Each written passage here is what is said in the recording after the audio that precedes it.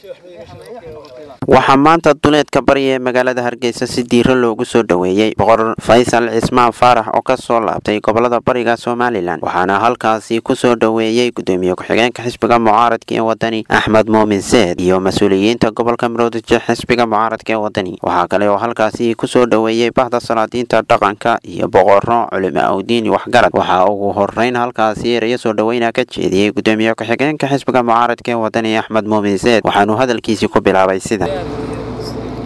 si wanaagsan soo dhaweynaa boqor Faysal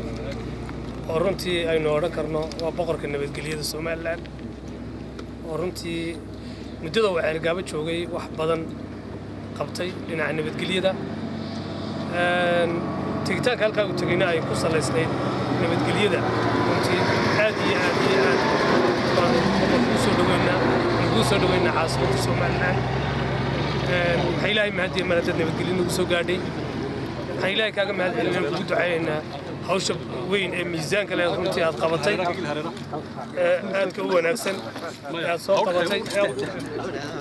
وحقولها هذه الضد ما صنتاي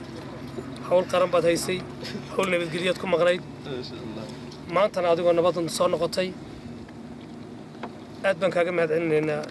nabadgelyada iyo hawlaha soo waxa kale oo halkaasi ereyo soo dhaweynaya iyaguna ka jeediyay qaar kamid ah salaadiinta Soomaaliland waxaana kamid ahaa Suldaan Cabdillaahi Cabdi Koor Suldaan Maxamed Aadan Cabdillaahi Afturdur iyo Suldaan Saleebaan Caawil Dirir iyo Suldaan Daakir Xasan Khaliif iyo boqor Axmed Iimaan Warsame oo ereyo soo dhaweyn iyo mahadnaq ah halkaasi ka jeediyay waxaan ku soo dhaweynaynaa boqor Faysal Cismaan Faarax oo ka soo kacay gobolada bariga oo muddo halka ugu maqnaa hawl qarankan leeyahay oo arrimo aad iyo aad baan u salaameynaa boqor Faysal Cismaan Faarax oo ka soo jeeda gobolka Sanaag aad iyo aad buu boqorkaan ugu soo dhaweynaynaa magaalada soo dhaweynta boqor Faysal Cismaan Faarax boqorka waan wada joognay Sanaag hawlahan waa ku wada jiray waa ka soo yar horeeyay nasiib wuxuu yeeshay in maanta halkan ku soo dhaweyno oo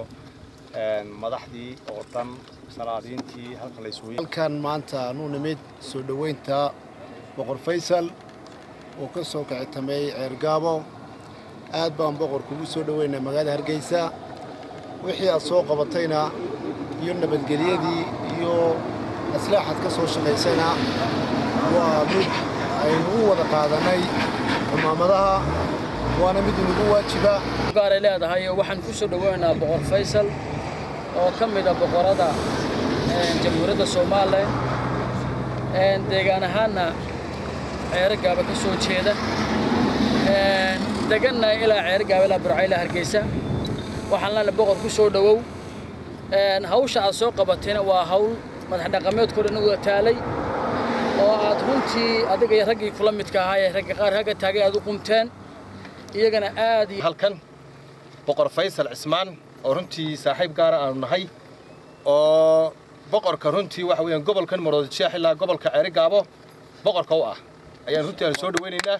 waxaan ku soo dhaweynaa gobolkan Maroodijeex caasimadda ku soo dhaweynaa runtii waxaan soo dhaweynaa anaga oo ah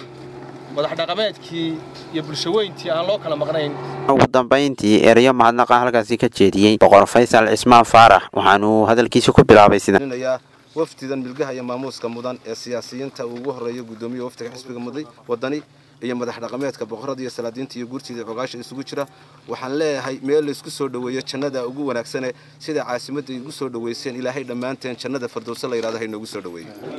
inta kadib waxaan halkan kaga faa'iideysanayaa fursadda walaalaheena reer Jabuuti waxaan ugu baaqayaa doorashada soo dhow inay nabadgelyada ilaashadaan oo ay nabadgelyadu tahay tiirka nolosha oo aanay iska burburin waxaan kaloo ugu baaqayaa madaxda qaar waxay u baahan yihiin in la joogteeyo qaarna waxay u baahan yihiin in xididada loo siibo Ismaaciil Cumar Geelle waxa uu ka mid yahay madaxda mandaqada ee mudan in la joogteeyo codkiina siiya oo soo celiya oo ugu rida daris wanaagiisa iyo horumarka uu Jabuuti gaarsiiyay iyo nabad ku wada noolaanshaha shacabka reer Jabuuti oo dhan waxaan ugu baaqayaa mar labaad doorta waan idin la dooranayaa doorta waana ugu duceynayaa Ilaahay waxaan ka baryaa in Ismaaciil Cumar Geelle reer Jabuuti ku soo celiyo wassallallahu ala sayyidina Muhammadin wa ala alihi sahbihi wa sallam dhamaantii bahda saxaafadda iyo ka soo qaybgalayaashuba waa mahadsantiin Ilaahay jannada ha inagu kulmiyo wassalamu alaykum wa rahmatullahi